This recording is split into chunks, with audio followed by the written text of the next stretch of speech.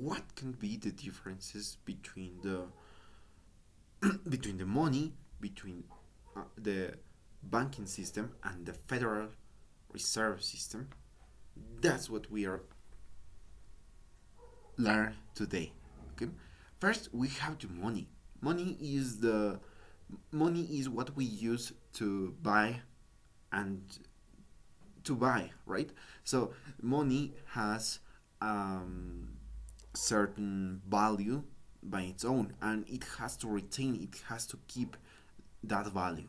So for example, if you buy, okay, if you buy $10 of groceries in a grocery store, so the grocery store expects that this amount of money, $10, is going to keep its value, and it's going to and they are going to use it to pay for services, to pay for their workers' paychecks, and so on.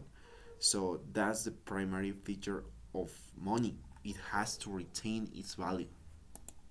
Then we have the banking system. Banking system helps people to to save their money and to make them grow, and also to borrow, and also to lend money to people, and so they can invest. Yeah, so they can invest, and the interest rate, right? For example, let's imagine that a bank has very high interest rates. So very high lending interest rates. So that will mean that people are not going to try to buy, to consume, to move their money, right? They're gonna try to save their money. On the other hand, if the interest rates are very low, so people are going to be more willing borrow to borrow money and so they can invest, they can consume, they can produce, and so on, right? Then we have the Federal Reserve System. Federal Reserve System is, or also called the Fed, is just a bank of banks. Okay, is the central bank of the U.S. And when the Federal Reserve System um, interest rates are higher, which are called also federal founding rates, when they are very high, so banks are going to try to gain more money, and so they're going to increase their interest rates, and the people are going to be influenced to not to spend a lot of money. So that's how it works.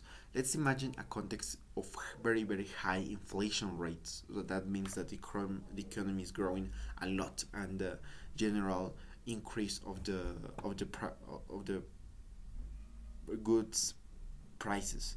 So in that case, the Fed is gonna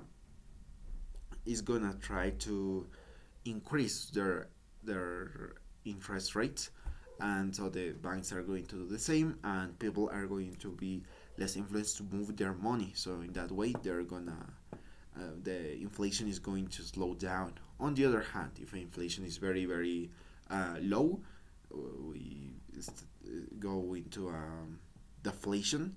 So the Federal Reserve System is gonna try to decrease their interest rates, and so the people are going to be more influenced to borrow money, and banks are going to be influenced to lend money to people, so they can invest, they can produce, they can consume, and so on. So that's the balance that the Federal Reserve System, the banking system, and money play. It's like a delicate dancing between them. And also the Federal Reserve System, the Fed, is going to affect the employment as well.